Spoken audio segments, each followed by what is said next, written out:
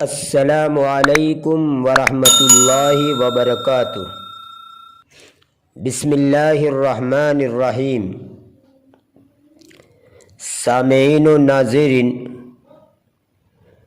ہماری channel helper for Arabic میں آپ سب کو خوش آمدید اور ویلکم ہے۔ امید ہے آپ سب خیریت سے ہوں گی۔ آج کا ہمارا یہ ویڈیو خطوط نویسی کی سیریز کا پارٹ نمبر 11 ہے۔ اب تک مبارکبادی پر مشتمل 10 خطوط اپلوڈ کر چکا ہوں۔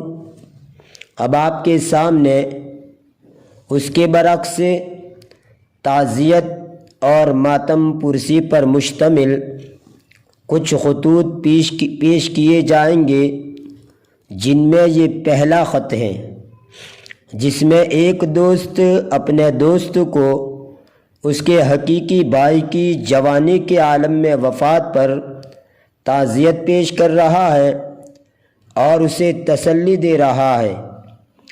تو آئیے ٹائم ویسٹ کیے بغیر ترجمے کی طرف رخ کرتے ہیں۔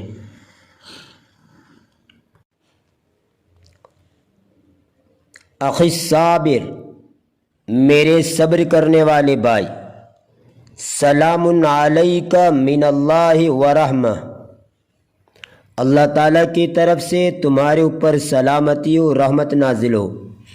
وبعد فإنی اکتب الیک خطابی ھذا وبی من العلم ما لا يعلمه الا اللہ ومن الحزن ما لا نہایت لہ۔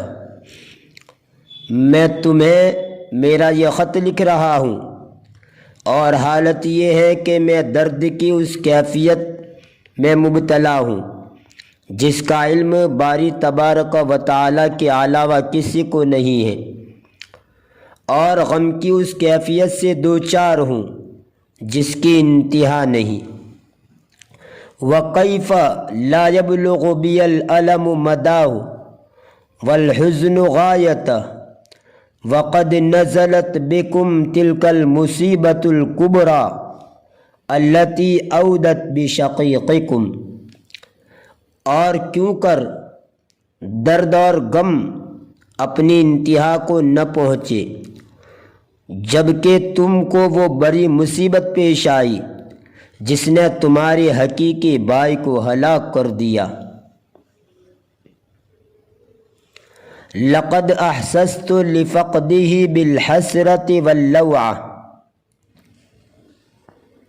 اس کی وفات سے مجھے بڑی سوجش اور حسرت ہوئی۔ فقد كان احسن الناس ادبا وخلقا واکثرهم مروءة ووفاء، وہ لوگوں میں سب سے زیادہ باادب اور بااخلاق تھے، اور سب سے زیادہ وفادار اور انسانیت کے جوہر سے آراستہ تھے۔ وَمِمَّا يَزِيدُ فِي عِظَمِ الْمُصِيبَةِ وَفَدَاحَةِ الْخَطَبِ أَنْ يَتَخَطَّفَهُ الْمَوْتُ وَهُوَ لَا يَزَالُ فِي رَيْعَانِ شَبَابِهِ وَمُقْتَبَلِ عُمْرِهِ۔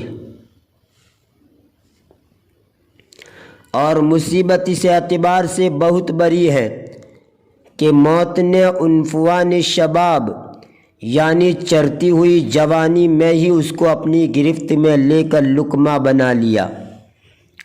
وَلِذَلِكَ كَانَ الصَّبْرُ عَلَى فَقْدِهِ أَشَقَّ الْأُمُورِ، اور اسی وجہ سے اس کی وفات پر صبر کرنا یہ سب سے کٹھن مسئلہ ہے، شاق گزر رہا ہے۔ وَلَكِنْ مَاذَا يُجْدِي الْحُزْنَ أَوْ يُفِيدُ الْبُكَاءَ وَهُمَا لَا يَسْتَطِيعَانِ أَنْ يُعِيدَا إِلَيْهِ الْحَيَاةَ أَوْ يَرُدَّا عَنْهُ الْمَوْتَ۔ اور لیکن غم اور رونے سے کیا فائدہ؟ غم اور رونے سے نہ زندگی واپس آ سکتی ہے اور نہ موت سے اس کو چھڑایا جا سکتا ہے۔ فلیس لک وانت المؤمن القوی الذی ملأ الایمان قلبہ واطمأنت به نفسه الا ان تصبر وترضى۔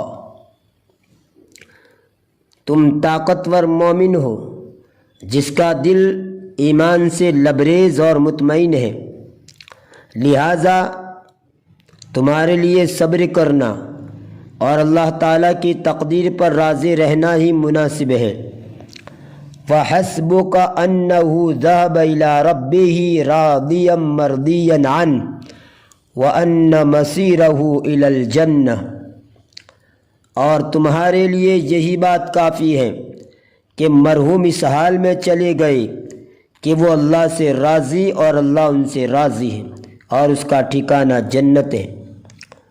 فَتَعَزَّ يَا أَخِي وَاصْبِرْ وَلَا تَحْزَنْ، لہذا اے میرے بھائی تسلی حاصل کرو، صبر سے کام لو، غم میں مبتلا نہ ہو۔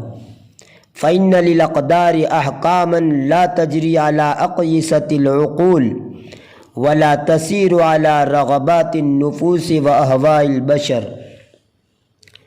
اس لیے کہ تقدیر کے کچھ فیصلے ایسے ہوتے ہیں جو عقل کی ترازو میں نہیں تولے جا سکتے، یعنی عقل کی سمجھ میں نہیں آ سکتے، اور نہ انسانوں کی خواہشات کے تابع ہوتے ہیں۔ واللہ اسأل ان یلہمنا جمیعا الصبر والسلوان، اور اللہ سے دعا گو ہوں کہ وہ ہم سب کو صبر و تسلی کی دولت سے نوازے۔